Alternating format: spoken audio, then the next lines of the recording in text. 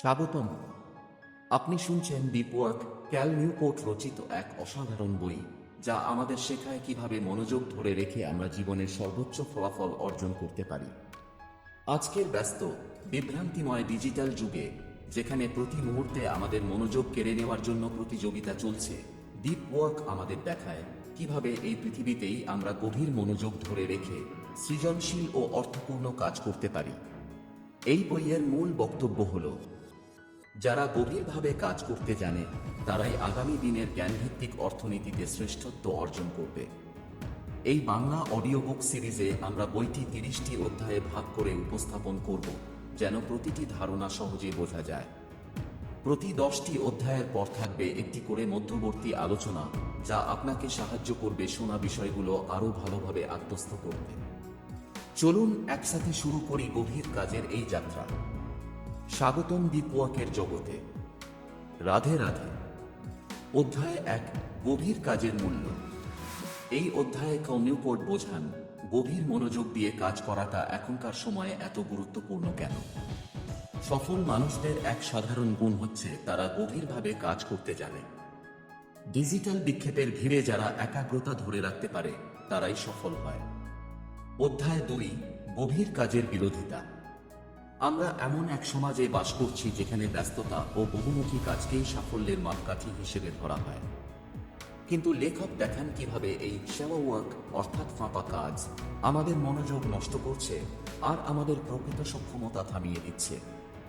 অধ্যায় 3, গভীর কাজ বনাম সাধারণ কাজ। এই অধ্যায়ে তিনি ব্যাখ্যা করেন শ্যালো কাজ মানে ইমেল দেখা, সোশ্যাল মিডিয়ায় থাকা কিংবা টুকটাক দায়িত্ব পালন। কিন্তু এগুলো আমাদেরকে বড় কোনো প্রজেক্ট শেষ করতে সাহায্য করে না। তুলনায় ডিপ ওয়ার্ক আমাদের প্রকৃত স্কিল উন্নত করে। অধ্যায় 4, গভীর কাজের নিয়মাবলী। গভীর কাজ করতে হলে কিছু নিয়ম মেনে চলা জরুরি, যেমন সময় নির্ধারণ করা, বিক্ষেপ এড়ানো, উদ্দেশ্য নির্ধারণ। এই অধ্যায়ে এগুলোর একটা স্পষ্ট রূপরেখা দেন। অধ্যায় 5, মনোযোগের প্রশিক্ষণ। গভীর মনোযোগ এমন কিছু নয় যা হঠাৎ করে আসে, এটা প্রশিক্ষণের মাধ্যমে অর্জন করতে হয়। লেখক শেখান কিভাবে অ্যাটেনশন রেসিডিউ থেকে মুক্ত হয়ে আমরা একাগ্রতা তৈরি করতে পারি।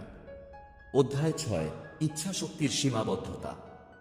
ইচ্ছাশক্তি সীমিত, যত বেশি সিদ্ধান্ত তত বেশি ক্লান্তি। তাই আমাদের উচিত গভীর কাজের রুটিন তৈরি করা, যাতে প্রতিবার নতুন করে সিদ্ধান্ত না নিতে হয়। অধ্যায় 7, শিডিউল করাই সমাধান। গভীর কাজকে দৈনন্দিন জীবনের একটা অংশ করতে হবে। শিডিউল না করে আমরা সেই কাজ কখনই করব না। এই অধ্যায় দেখান কিভাবে দিনের মধ্যে নির্দিষ্ট সময় ব্লক করে ডিপ ওয়ার্ক করা যায়। অধ্যায় 8, সোশ্যাল মিডিয়ার বিপদ। সোশ্যাল মিডিয়ার অতিরিক্ত ব্যবহার আমাদের মনোযোগ চুরি করে। লেখক বলেন সব অ্যাপ দরকারি নয় এবং অ্যাবসেন্স মেক্স ক্লারিটি পসিবল। আপনার টুলের উপর নিয়ন্ত্রণ থাকতেই হবে। অধ্যায় 9, গভীর বিশ্রামের গুরুত্ব। গভীর বিশ্রাম ছাড়া গভীর কাজ সম্ভব না। বলেন দিনের শেষে পুরোপুরি শাটডাউন করা চাই, না হলে মন কখনোই রিচার্জ হতে পারবে না। অধ্যায় 10, একঘেয়ে কাজ ও একাগ্রতা।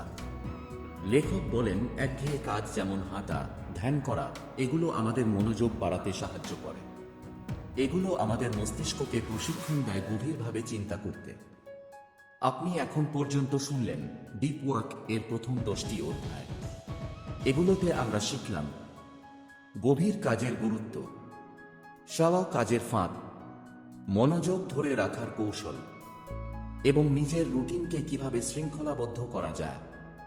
এই অধ্যায়গুলো আমাদেরকে একটা ভিত্তি তৈরি করে দিয়েছে।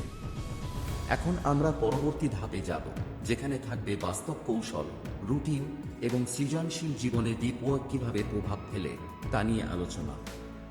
চলুন এগিয়ে যাই। অধ্যায় 11, গভীর কাজের রুটিন তৈরি করা। গভীর কাজ যদি আপনার জীবনের প্রাধান্য পায়, তাহলে সেটিকে সময়ের মধ্যে গেঁথে ফেলতে হবে। এই অধ্যায়ে নিউপোর্ট ব্যাখ্যা করেন কিভাবে বিভিন্ন ধরনের ডিপ ওয়ার্ক রুটিনস বানানো যায়, যেমন মনাস্টিক, সম্পূর্ণ বিচ্ছিন্ন; ব্যামারাও, দুভাগে বিভক্ত; ওয়ার্কম্যাক নিয়মিত সময় করা এবং জার্নালিস্টিক খালি সময় পেলেই করা। আপনার জীবনধারার উপর নির্ভর করে আপনি যে কোনো রুটিন বেছে নিতে পারেন। অধ্যায় 12, কাজের আগে প্রস্তুতি। গভীর কাজ শুরু করার আগে দরকার মানসিক প্রস্তুতি। এই অধ্যায়ে বলা হয় কাজ শুরু করার আগে জায়গা ঠিক করা, সময় নির্ধারণ করা এবং স্পষ্ট লক্ষ্য ঠিক করাই সফলতার চাবিকাঠি।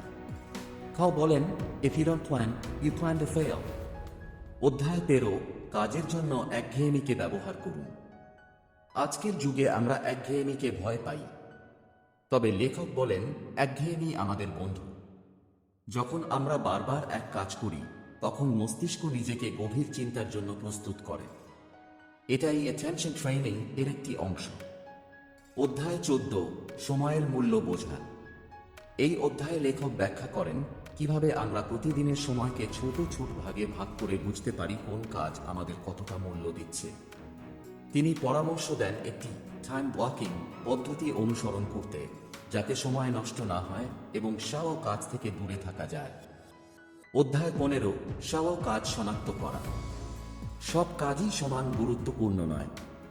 খাও বলেন আপনার প্রতিদিনের তালিকা দেখে বুঝতে হবে কোন কাজগুলো সাও অগভীর আর কোনগুলো দ্বীপ গভীর। এই অধ্যায়ে শেখানো হয় কিভাবে সাও কাজগুলো সীমিত করে দেওয়া যায় এবং মূল্যবান কাজের জন্য সময় ফাঁকা রাখা যায়। অধ্যায় 16, হ্যাঁ বলার আগে ভাবুন। অনেকেই বলে হ্যাঁ বলে ফেলি, কারণ মনে হয় না বললে আমরা খারাপ হয়ে যাব।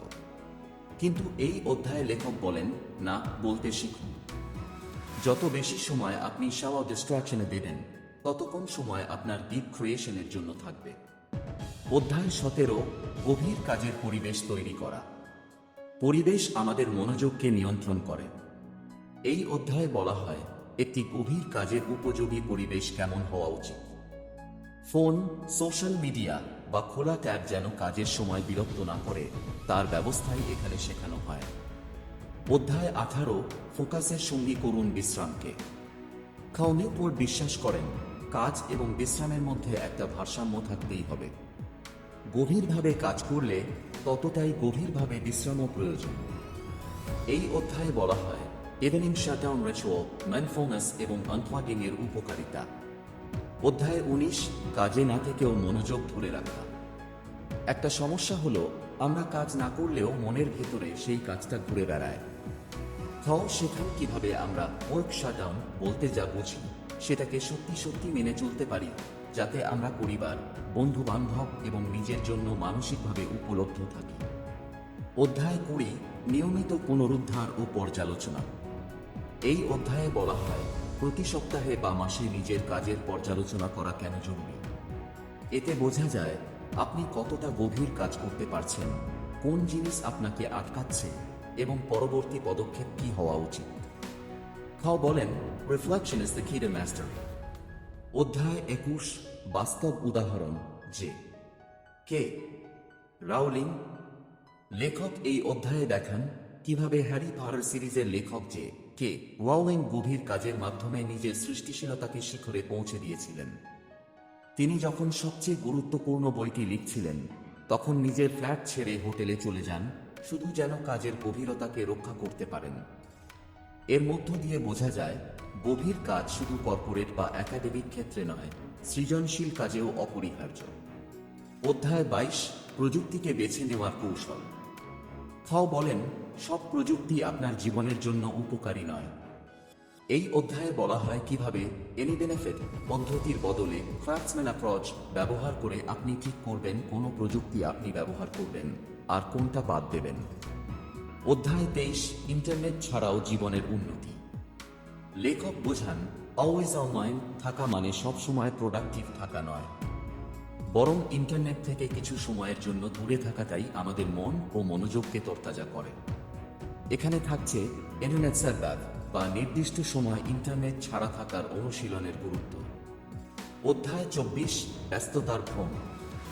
অনেকেই মনে করেন ব্যস্ত থাকা মানেই কাজ করা, কিন্তু লেখক বলেন এটা একটা মায়া। শুধু ইমেল দেখা, মিটিং করা আর টুকটাক জিনিসে সময় দিয়ে দিন শেষ করা মানে আপনি কাজের গভীরে যাননি। এই অধ্যায়ে আমরা শিখি ব্যস্ত থাকাটা নয়, বরং অর্থপূর্ণ কাজ করাটাই আসল। অধ্যায় 25, ডিপ ওয়ার্ক বনাম ওপেন অফিস। আজকের কর্পোরেট সংস্কৃতিতে ওপেন অফিস অনেক জায়গায় জনপ্রিয়, কিন্তু দেখান এই স্ট্রাকচার আমাদের মনোযোগ ছিনিয়ে নেয়। এই অধ্যায়ে ব্যাখ্যা করা হয়েছে কেন নিরিবিলি নীরব পরিবেশ ডিপ ওয়ার্কের জন্য অনেক বেশি উপযুক্ত। অধ্যায় 26, কম কাজ বেশি ফল। লেখক বলেন, আপনি যদি নিজের সময়ের মূল্য বুঝেন তাহলে আপনি কম কাজ করবেন, তবে এমন কাজ যা গভীর এবং প্রকৃত মূল্যবান। এখানে বলা হয় কিভাবে এসেনশিয়ালিজম ধারণাকে অনুসরণ করে জীবনে আরও স্পষ্টতা আনা যায়। অধ্যায় 27, সফল ব্যক্তিদের গভীরতার রহস্য।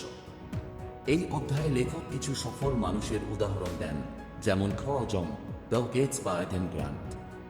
তাদের অভ্যাস, রুটিন এবং ডিপ ওয়ার্কের প্রতি কমিটমেন্ট আমাদের অনুপ্রাণিত করে। অধ্যায় 28, ডিপ ওয়ার্ক এবং আনন্দ। ডিপ ওয়ার্ক শুধু প্রোডাক্টিভিটি বাড়ায় না, এটি আমাদের জীবনে গভীর সন্তুষ্টিও আনে। যখন আমরা মন প্রাণ ঢেলে কোনো কাজে ডুবে যাই, তখনই সত্যিকার অর্থে আমরা আনন্দ অনুভব করি। এই অধ্যায়ে বলা হয় meaning is found in depth. অধ্যায় 29, পরিবর্তনের শুরুটা নিজে থেকে।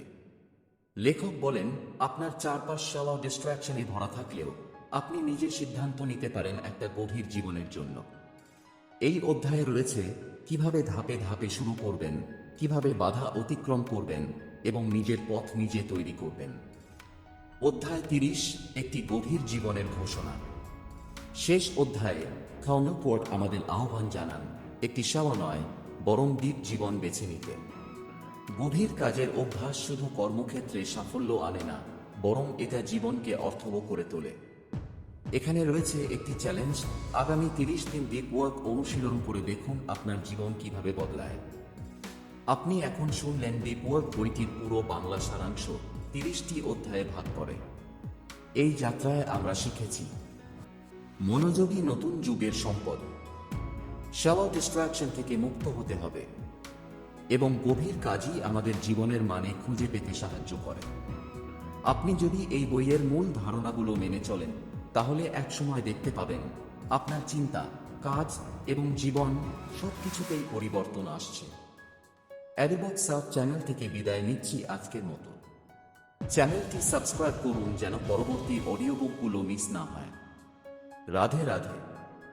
ভালো থাকুন, সুস্থ থাকুন, গভীর থাকুন।